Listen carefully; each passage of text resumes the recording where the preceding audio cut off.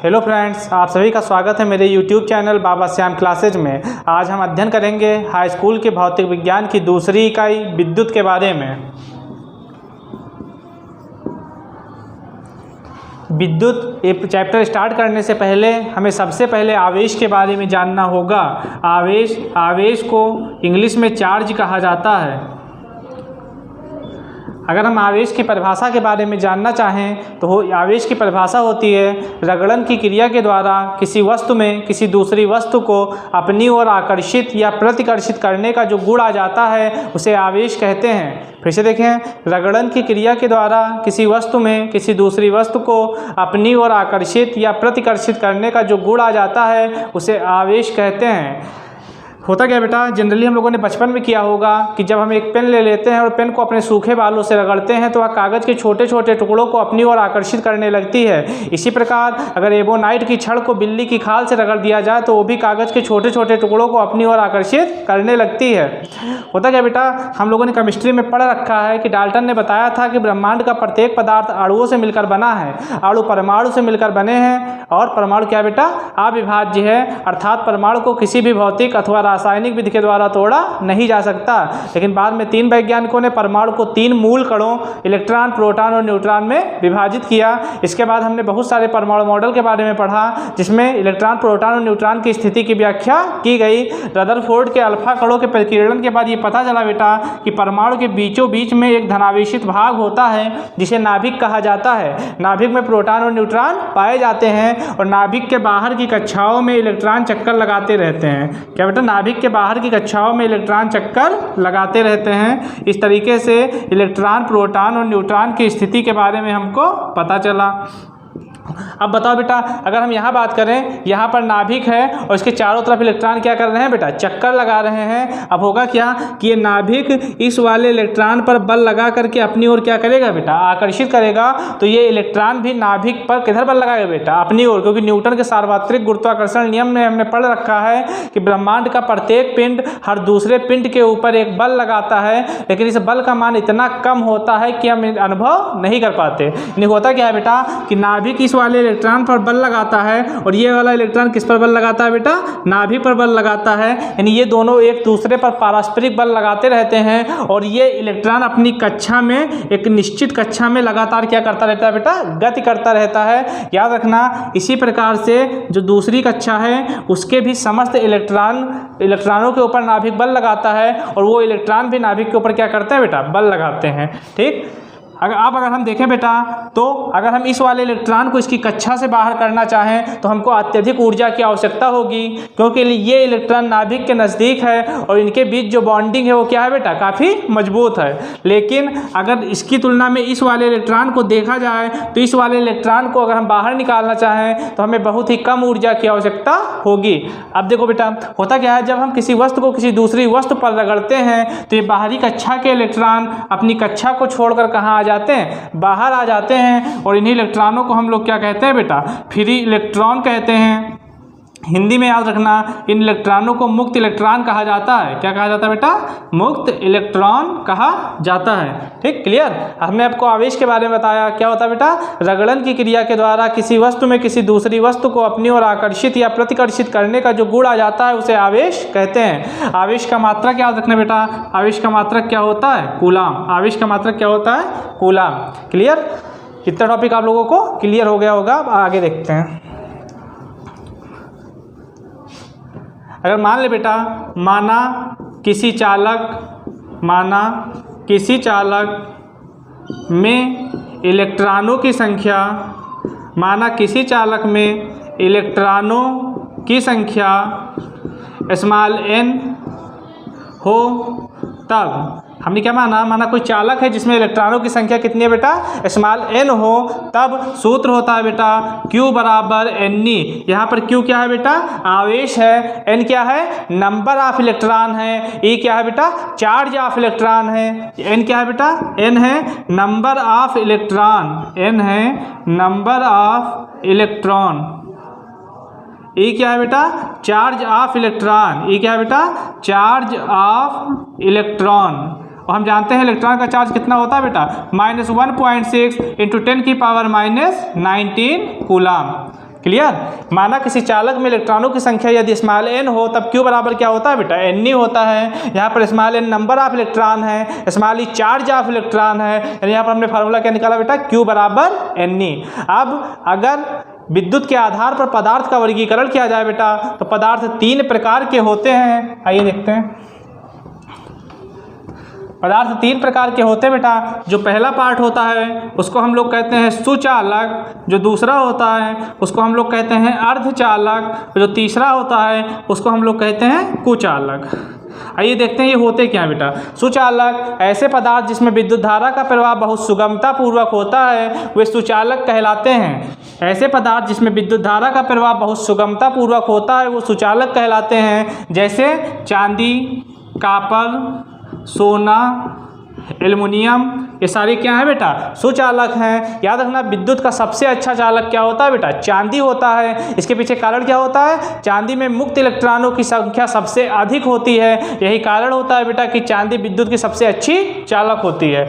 बात करें अगर अर्धचालक की तो ऐसे पदार्थ जिसमें विद्युत धारा का प्रवाह आंशिक रूप से होता है वे अर्धचालक कहलाते हैं। ऐसे पदार्थ जिसमें विद्युत धारा का प्रवाह आंशिक रूप से होता है वे क्या कहलाते हैं बेटा, अर्धचालक कहलाते हैं। जैसे सिलिकॉन। अगर बात करें बेटा कुचालक की, ऐसे पदार्थ जिसमें विद्युत धारा का प्रवाह बिल्कुल नहीं होता है वे क्या कहलाते हैं बेटा, कुचालक कहलाते हैं। जैसे कि प्लास्टिक, प्लास्टिक क्या बेटा, कुचालक है। इस आधार पर अगर विद्युत के आधार पर हम पदार्थ का वर्गीकरण करें तो पदार्थ कितने प्रकार के होते हैं बेटा, 3 प्रकार के, सुचालक, अर्धचालक और कुचालक। अब हम अगला टॉपिक देखेंगे विद्युत धारा। अब हम अगला टॉपिक देखेंगे बेटा विद्युत धारा। इसको इंग्लिश में इलेक्ट्रिक करंट कहा जाता है। क्या कहा जाता है बेटा, इलेक्ट्रिक करंट, विद्युत धारा। होता क्या बेटा विद्युत धारा, देखो अगर मान लें कि हमने एक चालक ले लिया, चालक का नाम क्या दे दिया बेटा, AB। ये कोई चालक तार है जिसका नाम हमने क्या दिया बेटा, AB। इसके A वाले सिरे पर अगर हम +Q कूलाम का आवेश दे दें तो क्या होगा, ये +Q कूलाम का आवेश यहीं A पर रुका रहेगा, रुका तो रहेगा नहीं। ये क्या करेगा बेटा, प्रवाहित होगा, बहेगा और कहां से कहां तक जाएगा, A से लेकर के B तक जाएगा। और A से B तक जाने के बीच में से समय लगेगा कि नहीं लगेगा, लगेगा। कुछ ना कुछ समय अवश्य लगेगा। यानी क्या हो रहा है बेटा, आवेश का प्रवाह हो रहा है, वो भी किसके साथ में, समय के साथ में। और याद रखना फिजिक्स में जहां भी समय आ जाएगा परिभाषा में उसको क्या पढ़ा जाएगा बेटा, दर पढ़ा जाएगा। यानी क्या हो रहा है, आवेश का प्रवाह हो रहा है वो भी समय के साथ में, तो क्या कहेंगे बेटा, आवेश के प्रवाह की दर। क्या बेटा, आवेश के प्रवाह की दर को क्या कहते हैं, विद्युत धारा कहते हैं। आवेश के प्रवाह की दर को विद्युत धारा कहते हैं। अगर निकालना चाहे बेटा तो I बराबर फार्मूला क्या निकलेगा, Q/T। I बराबर क्या निकलेगा बेटा, Q/T। हिंदी में लिखना चाहें तो क्या होगा बेटा, विद्युत धारा बराबर आवेश बटा, विद्युत धारा बराबर आवेश बटा समय। क्लियर। I बराबर क्या निकला बेटा, Q/T। विद्युत धारा बराबर आवेश बटा समय। इतना क्लियर हो गया होगा। अब देखते हैं विद्युत धारा के मात्रक के बारे में। अब अगर हमें I का मात्रक निकालना है, किसका मात्रक बेटा, I का मात्रक, तो अभी हमने पढ़ा है बेटा I बराबर फार्मूला क्या निकला था, Q/T। यहाँ से अगर हम I का मात्रक लिखें यानी यूनिट ऑफ I तो क्या होगा बेटा, ऊपर क्या है Q, आवेश है, चार्ज है, चार्ज का मात्रक क्या होता है बेटा, कूलाम होता है। क्या होता है, कूलाम। नीचे क्या बेटा, T समय है, समय का मात्रक क्या होता है, सेकेंड होता है। और इसी कूलाम बटे सेकेंड को हम लोग क्या कहते हैं बेटा, एम्पियर कहते हैं। क्या कहते हैं, एम्पियर। धारा का मात्रक क्या होता है बेटा, एम्पियर होता है, जो किसके बराबर होता है, कूलाम बटे सेकंड के। क्लियर।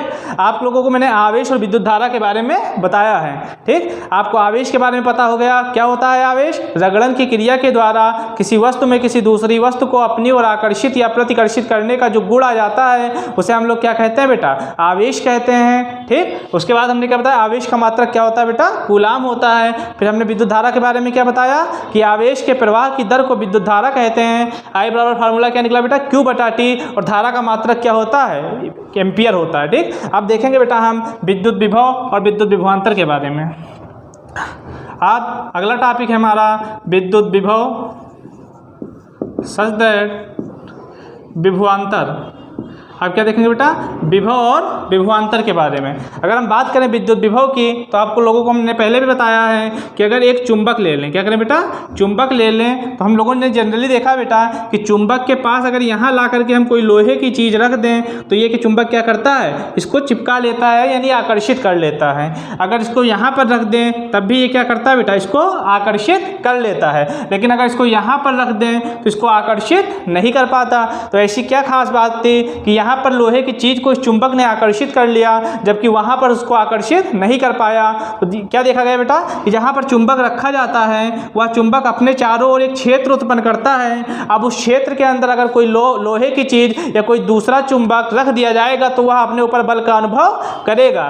ठीक, इस क्षेत्र को क्या कहते हैं बेटा, चुंबकीय क्षेत्र। क्या कहते हैं, चुंबकीय क्षेत्र। बिल्कुल इसी प्रकार से जैसे ये होता है बेटा, अगर कोई आवेश रख दिया जाए तो यह आवेश अपने चारों ओर एक क्षेत्र उत्पन्न करता है। अब इस क्षेत्र के अंदर अगर कोई दूसरा आवेश लाया जाए तो वह अपने ऊपर आकर्षण या प्रतिकर्षण बल का अनुभव करेगा, और यह क्षेत्र क्या कहलाता है, विद्युत क्षेत्र। क्या होता है बेटा, किसी आवेश के चारों ओर का वह क्षेत्र जिस क्षेत्र में कोई दूसरा आवेश अपने ऊपर आकर्षण या प्रतिकर्षण बल का अनुभव करे वो क्या कहलाता है बेटा, विद्युत क्षेत्र कहलाता है। याद रखेंगे, वो क्या कहलाता है बेटा, विद्युत क्षेत्र कहलाता है। फिर से देख लें, किसी आवेश के चारों ओर का वह क्षेत्र जिस क्षेत्र में कोई दूसरा आवेश अपने ऊपर आकर्षण या प्रतिकर्षण बल का अनुभव करे वह क्षेत्र क्या कहलाता है बेटा, विद्युत क्षेत्र कहलाता है। क्लियर, इतना आप लोगों की समझ में आ गया होगा। अब मान लिया कहीं अनंत पर एक परीक्षण आवेश क्या कौन सा रखा है बेटा, Q0। कहीं अनंत पर एक परीक्षण आवेश कौन सा रखा है बेटा, Q0, और विद्युत क्षेत्र के अंदर एक बिंदु मान लिया, चलो बिंदु का नाम क्या दे दिया बेटा, P। अब हमको करना क्या है, अनंत से इस परीक्षण आवेश Q0 को उठा करके लाना है, और कहाँ तक लाना है, P पर। कहाँ पर लाना बेटा, P पर। P कहाँ है, विद्युत क्षेत्र के अंदर स्थित एक बिंदु है। तो बताओ बेटा, अनंत से विद्युत क्षेत्र के अंदर स्थित इस बिंदु तक लाने में हमें कुछ कार्य करना पड़ेगा कि नहीं करना पड़ेगा, करना पड़ेगा। तो याद रखना बेटा, एकांक परीक्षण आवेश को अनंत से विद्युत क्षेत्र में स्थित किसी बिंदु तक लाने में किया गया कार्य ही क्या कहलाता है, विद्युत विभव कहलाता है। एकांक परीक्षण आवेश को अनंत से विद्युत क्षेत्र में स्थित किसी बिंदु तक लाने में किया गया कार्य विद्युत विभव कहलाता है। समझिए बेटा, इस एकांक परीक्षण आवेश को अनंत से विद्युत क्षेत्र में स्थित किसी बिंदु तक लाने में किया गया कार्य विद्युत विभव कहलाता है। ठीक, अब विभव तो क्लियर हो गया बेटा। अब अगर मान लो ये आवेश यहाँ पर रखा है, कोई Q आवेश रखा है, ठीक, और इसको P से ले जा करके हमको कहाँ पर ले जाना है बेटा, Q पर। यानी क्या, विद्युत क्षेत्र के अंदर ही एक बिंदु से दूसरे बिंदु तक ले जाना है। तो याद रखना बेटा, किसी आवेश को विद्युत क्षेत्र में एक बिंदु से दूसरे बिंदु तक ले जाने में, किसी आवेश को विद्युत क्षेत्र में एक बिंदु से दूसरे बिंदु तक ले जाने में किया गया कार्य क्या कहलाता है, विभवांतर कहलाता है। क्या कहलाता है बेटा, विभवांतर कहलाता है। ठीक, अब अगर हम विभव की का सूत्र देखें बेटा तो क्या होगा बताओ। अगर हम विभव बराबर देखें बेटा तो क्या करना है, एकांक परीक्षण आवेश को अनंत से विद्युत क्षेत्र के अंदर स्थित किसी बिंदु तक लाना है। तो क्या करना पड़ेगा बेटा, हमको कार्य करना पड़ेगा। और किसको लाने में, परीक्षण आवेश को लाने में। किसको लाने में बेटा, परीक्षण आवेश को लाने में। ठीक, तो कार्य को किससे लिखते हैं बेटा, W से। परीक्षण आवेश को किससे लिखते हैं, Q0 से। वोल्टेज को किससे लिखते हैं, V से। यानी V बराबर क्या लिख सकते हैं बेटा, W/Q0। W/Q0। यहाँ से अगर हम V का मात्रक निकालें, क्या निकालें बेटा, V का मात्रक यानी यूनिट ऑफ V निकालें, तो कार्य का मात्रक क्या होता है, जूल बटे परीक्षण आवेश। आवेश का मात्रक कूलाम। आवेश का मात्रक क्या होता है बेटा, कूलाम। और इसी जूल बटे कूलाम को हम लोग क्या कहते हैं, वोल्ट कहते हैं। क्या कहते हैं बेटा, वोल्ट कहते हैं। समझ गए, इसी जूल बटे कूलाम को हम लोग क्या कहते हैं बेटा, वोल्ट कहते हैं। ठीक, तो आप लोग विभव और विभवांतर के बारे में समझ गए होंगे। ठीक, अब हम आगे देखते हैं बेटा एक वोल्ट की परिभाषा। आगे देखते हैं एक वोल्ट की परिभाषा। अगर हम बात करें बेटा एक वोल्ट की परिभाषा की तो अभी फार्मूला क्या निकला बेटा, V बराबर W/Q0। अगर क्या अनंत से ला रहे हैं और अगर विद्युत क्षेत्र में स्थित किसी बिंदु से किसी दूसरे बिंदु तक ले जा रहे हैं तो क्या बेटा, Q भी लिख सकते हैं। तो क्या होगा, अब बताओ, अगर W का मान हम क्या करें बेटा, 1 जूल रख दें। क्या करें, 1 जूल रख दें। Q का मान हम कितना रख दें बेटा, 1 कूलाम रख दें। तो V बराबर क्या आएगा, 1/1। V बराबर कितना आएगा बेटा, 1 वोल्ट। कितना आएगा, 1 वोल्ट। ये 1 वोल्ट तो हमने निकाल लिया, लेकिन कब? यदि 1 कूलाम आवेश को वैद्युत क्षेत्र में, यदि 1 कूलाम आवेश को वैद्युत क्षेत्र में एक बिंदु से दूसरे बिंदु तक ले जाने में 1 जूल का कार्य करना पड़े, तब उसका विभवांतर कितना होता है बेटा? 1 वोल्ट होता है। उसका विभवांतर कितना होता है? 1 वोल्ट होता है। फिर से देख लो, यदि 1 कूलाम आवेश को विद्युत क्षेत्र में एक बिंदु से दूसरे बिंदु तक ले जाने में 1 जूल का कार्य करना पड़े, तो उसका विभवांतर कितना होता है? 1 वोल्ट होता है। यही इसकी क्या होती है बेटा? परिभाषा होती है। फिर से देख लो, 1 कूलाम आवेश को विद्युत क्षेत्र में एक बिंदु से दूसरे बिंदु तक ले जाने में यदि 1 जूल का कार्य करना पड़े, तब उसका विभवांतर कितना होगा बेटा? 1 वोल्ट होगा। ठीक, अब आगे हम देखेंगे बेटा ओम के नियम के बारे में। अब आगे हम अध्ययन करेंगे बेटा ओम के नियम के बारे में। ओम के नियम के बारे में ओम ने क्या बताया बेटा? ओम ने जब अपना नियम दिया बेटा, तो पहले एक शर्त रखी। क्या शर्त थी? कि यदि किसी चालक की, क्या बताया बेटा? यदि किसी चालक की भौतिक अवस्था अपरिवर्तित रहे। क्या बताया ओम ने? सबसे पहले कहा यदि किसी चालक की भौतिक अवस्था अपरिवर्तित रहे, यानी किसी भी चालक की भौतिक अवस्था न बदले, यदि किसी चालक की भौतिक अवस्था अपरिवर्तित रहे, तब चालक के सिरों के बीच उत्पन्न विभवांतर, तब चालक के सिरों के बीच उत्पन्न विभवांतर चालक में प्रवाहित धारा के समानुपाती होता है। क्या बताया? यदि किसी चालक की भौतिक अवस्था अपरिवर्तित रहे, तब चालक के सिरों के बीच उत्पन्न विभवांतर चालक में प्रवाहित धारा के समानुपाती होता है, यानी V समानुपाती I। हम सब जानते हैं कि अगर समानुपाती का चिन्ह हटाते हैं तो क्या लगाते हैं बेटा? कांस्टेंट लगाते हैं। यानी यहाँ पर हम लिख देंगे, यहाँ R एक नियतांक है, कांस्टेंट है। यहाँ R क्या बेटा? एक नियतांक है, जिसे चालक का प्रतिरोध कहते हैं, जिसे चालक का प्रतिरोध कहते हैं, जिसे चालक का प्रतिरोध कहते हैं। क्लियर बेटा? यानी क्या निकला ओम का नियम? यदि किसी चालक की भौतिक अवस्था अपरिवर्तित रहे, तब चालक के सिरों के बीच उत्पन्न विभवांतर चालक में प्रवाहित धारा के क्या होता है बेटा? समानुपाती होता है, यानी V समानुपाती I। और हम जानते हैं कि जब हम समानुपाती का चिन्ह हटाते हैं तो क्या लगाते हैं बेटा? कांस्टेंट लगाते हैं। यहाँ पर हमने कांस्टेंट क्या लगाया है? R लगाया है। नीचे लिख भी दिया, यहाँ R एक नियतांक है, जिसे हम लोग चालक का क्या कहते हैं बेटा? प्रतिरोध कहते हैं। चालक का क्या कहते हैं? प्रतिरोध कहते हैं। आगे देखते हैं। अगर हमें R का मात्रक निकालना हो, यानी प्रतिरोध का मात्रक निकालना हो, तो कैसे निकालेंगे बेटा? अभी क्या निकला है? V बराबर फार्मूला क्या निकला है? IR। क्या निकला है बेटा? IR। यहाँ से अगर हम R रोक लें तो क्या आएगा? V बटा I। मात्रक लिख दो बेटा। R बराबर V क्या है? वोल्टेज है। वोल्टेज का मात्रक क्या होता है? वोल्ट। नीचे I क्या है बेटा? धारा है। धारा का मात्रक एम्पियर। इसी वोल्ट बटे एम्पियर को हम लोग क्या कहते हैं? ओम कहते हैं। क्या कहते हैं बेटा?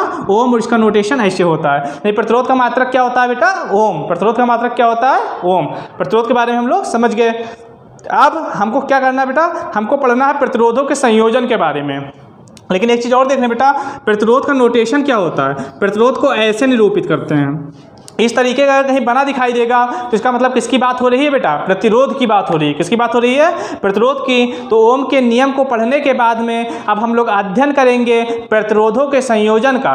प्रतिरोधों को 2 प्रकार से संयोजित किया जाता है। जो पहला प्रकार है उसको हम लोग श्रेणी क्रम संयोजन कहते हैं, और जो दूसरा प्रकार है उसको हम लोग समांतर क्रम संयोजन कहते हैं। यानी प्रतिरोधों को 2 प्रकार से जोड़ा जा सकता है, श्रेणी क्रम संयोजन और समांतर क्रम संयोजन। सबसे पहले हम लोग देखेंगे श्रेणी क्रम संयोजन के बारे में।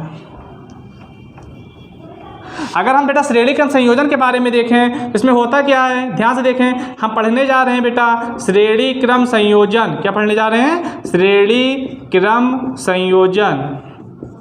अगर श्रेणी क्रम संयोजन के बारे में हम लोग देखें तो क्या होता है बेटा? देखो, ये मान लिया हमारा पहला प्रतिरोध है। पहले प्रतिरोध का नाम हमने क्या दे दिया? R1। क्या दे दिया बेटा? R1। ये हमारा दूसरा प्रतिरोध है, इसका नाम हमने क्या दे दिया? R2। ये हमारा तीसरा प्रतिरोध है, इसका नाम हमने क्या दिया बेटा? R3। क्या दिया बेटा? R3। 3 प्रतिरोध हमने लिए, R1, R2 और R3। ठीक, इन्हें कैसे जोड़ा बेटा?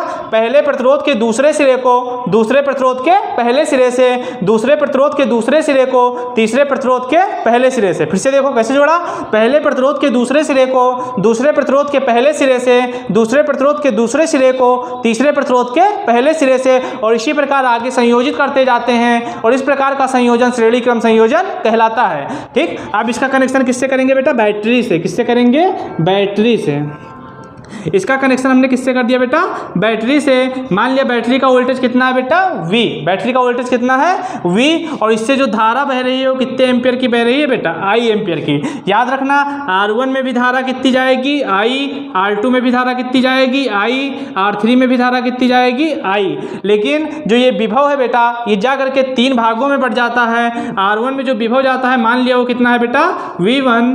R2 में जो जाता है उसको माना कितना है बेटा? V2। और R3 में जो जाता है उसको माना कितना है बेटा? V3। यानी बैटरी का जो कुल विभव V था ये आगे जाकर के 3 भागों में बटा। R1 में V1 गया, R2 में V2 गया, R3 में V3 गया। अब अगर इन तीनों विभव को हम जोड़ दें तो किसके बराबर होगा बेटा? V के बराबर होगा ना, क्योंकि यही V आगे जाकर के 3 भागों में बट गया था। समझ गए? श्रेणी क्रम संयोजन में हमने क्या किया है? पहले प्रतिरोध के दूसरे सिरे को दूसरे प्रतिरोध के पहले सिरे से, दूसरे प्रतिरोध के दूसरे सिरे को तीसरे प्रतिरोध के पहले सिरे से, और इसी प्रकार आगे संयोजित करते जाते हैं। ठीक, यानी यहाँ पर हमने चित्र बना लिया बेटा। अब अगर हमें यहाँ से सूत्र निकालना हो तो हम क्या लिखेंगे बेटा? सबसे पहले देखो, पहले प्रतिरोध के लिए क्या लिखेंगे बेटा? पहले प्रतिरोध के लिए, पहले प्रतिरोध के लिए किसका नियम लगाएंगे? ओम का नियम। किसका नियम लगाएंगे? ओम का नियम। तो क्या लिखेंगे बेटा? ओम के नियम से। पहले प्रतिरोध के लिए ओम के नियम से अगर हम लिखना चाहें तो क्या लिखेंगे बेटा? V1 बराबर IR1। क्लियर है ना? V की जगह पर V1, I, ऐसे I समान धारा बह रही है, प्रतिरोध कितना है बेटा? R1। इसको मानेंगे समीकरण 1। इसके बाद क्या लिखेंगे बेटा? दूसरे प्रतिरोध के लिए क्या लिखेंगे? दूसरे प्रतिरोध के लिए, दूसरे प्रतिरोध के लिए क्या होगा? V1 की जगह पर V2, I सेम रहेगा, R1 की जगह पर R2, और इसको मानेंगे समीकरण 2। इसके बाद क्या लिखेंगे बेटा? तीसरे प्रतिरोध के लिए क्या लिखेंगे? तीसरे प्रतिरोध के लिए, तीसरे प्रतिरोध के लिए हमको बताओ क्या आएगा? V3 बराबर IR3, और इसको मानेंगे समीकरण 3। क्लियर? हमने क्या किया बेटा? तीनों प्रतिरोधों के लिए ओम का नियम लगा करके V1, V2 और V3 को निकाल लिया। अब आगे क्या करेंगे? इन तीनों समीकरणों को जोड़ देंगे। अगर भाषा लिखें बेटा यहाँ से देखें तो क्या लिखेंगे? समीकरण 1, 2 और 3 को जोड़ने पर, समीकरण 1, 2 और 3 को जोड़ने पर, तो अगर जोड़ेंगे तो क्या आएगा बेटा? V1 plus V2 plus V3। बाएं पक्ष को बाएं में और दाहिने को दाहिने में, ऐसे ही तो जोड़ा जाता है। ठीक, इसका दाहिना पक्ष बताओ बेटा क्या था? IR1 plus IR2 plus IR3।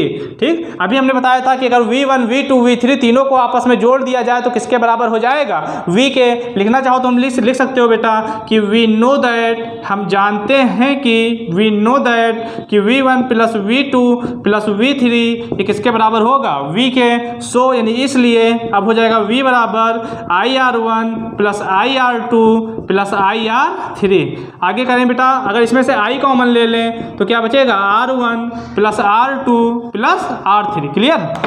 आगे देखो बेटा, अगर और क्लियर, अगर I को पक्षांतर कर दें तो क्या आएगा बेटा? V बटा I बराबर R1 plus R2 plus R3। Clear है ना? V बटा I बराबर R1 plus R2 plus R3। We know that, फिर बेटा हम जानते हैं कि हम आगे पढ़ चुके हैं, क्या पढ़ चुके हैं कि ये V बटा I किसके बराबर है? R के। यानी जहाँ V बटा I लिखा है वहाँ हम क्या लिख सकते हैं? R लिख सकते हैं। अगर यहाँ R लिख दें तो R बराबर क्या आएगा? R1 plus R2 plus R3। और आगे अगर और भी प्रतिरोध हो तो ऐसे ही जोड़ा जा सकता है। इस प्रकार से हमने श्रेणी क्रम संयोजन के लिए सूत्र प्राप्त कर लिया। क्लियर बेटा? तो आज हमने अध्ययन किया किस किस चीज़ के बारे में बेटा? सबसे पहले हमने पढ़ा आवेश के बारे में। क्या बताया हमने आपको?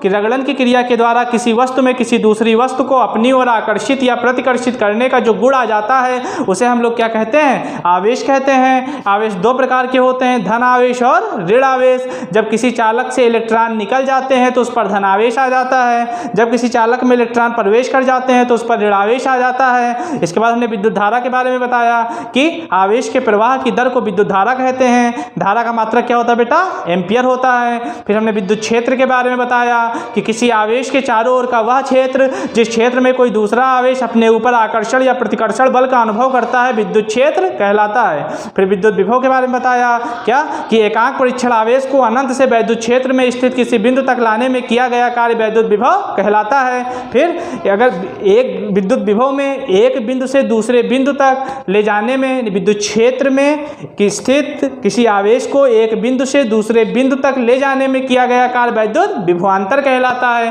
क्या बताया बेटा? कि विद्युत क्षेत्र में स्थित किसी आवेश को एक बिंदु से दूसरे बिंदु तक ले जाने में किया गया कार्य विद्युत विभवांतर कहलाता है। इसके बाद हमने ओम के नियम के बारे में बताया। क्या था ओम का नियम? कि यदि किसी चालक की भौतिक अवस्था परिवर्तित रहे तो चालक के सिरों के बीच उत्पन्न विभवांतर चालक में प्रवाहित धारा के समानुपाती होता है। वही समानुपाती आई। जब हमने समानुपाती का चिन्ह हटाया तो कांस्टेंट क्या लगाया बेटा? आर। आगे लिखा भी कि जहां आर एक नियतांक है जिसे चालक का प्रतिरोध कहते हैं। हमने आर का मात्रक भी निकाला। आर का मात्रक हम लोगों ने देखा क्या होता है बेटा? ओम होता है। इसके बाद हमने प्रतिरोधों के संयोजन के बारे में देखा। हमने पहली विधि भी पढ़ी। पहली विधि कौन सी थी बेटा? श्रेणी क्रम संयोजन। हमने क्या बताया आपको? इसमें पहले प्रतिरोध के दूसरे सिरे को दूसरे प्रतिरोध के पहले सिरे से, दूसरे प्रतिरोध के दूसरे सिरे को तीसरे प्रतिरोध के पहले सिरे से और इसी प्रकार से आगे जोड़ते जाते हैं और इस प्रकार का संयोजन श्रेणी क्रम संयोजन कहलाता है। श्रेणी क्रम संयोजन के लिए हमने संबंधित सूत्र की उत्पत्ति भी की और हमें सूत्र क्या मिला बेटा? R बराबर R1 plus R2 plus R3। इतना हम लोग अध्ययन कर चुके हैं। अब इसके बाद कल की वीडियो में मैं आपको प्रतिरोधों को जोड़ने की दूसरी विधि समांतर क्रम संयोजन के बारे में बताऊंगा। इसके अलावा विशिष्ट प्रतिरोध के बारे में भी बताऊंगा। यदि आपको ये जानकारी अच्छी लगी हो तो मेरे वीडियो को ज़्यादा से ज़्यादा लाइक करें, मेरे चैनल को सब्सक्राइब कर दें और बेल आइकन पर भी क्लिक कर दें। धन्यवाद।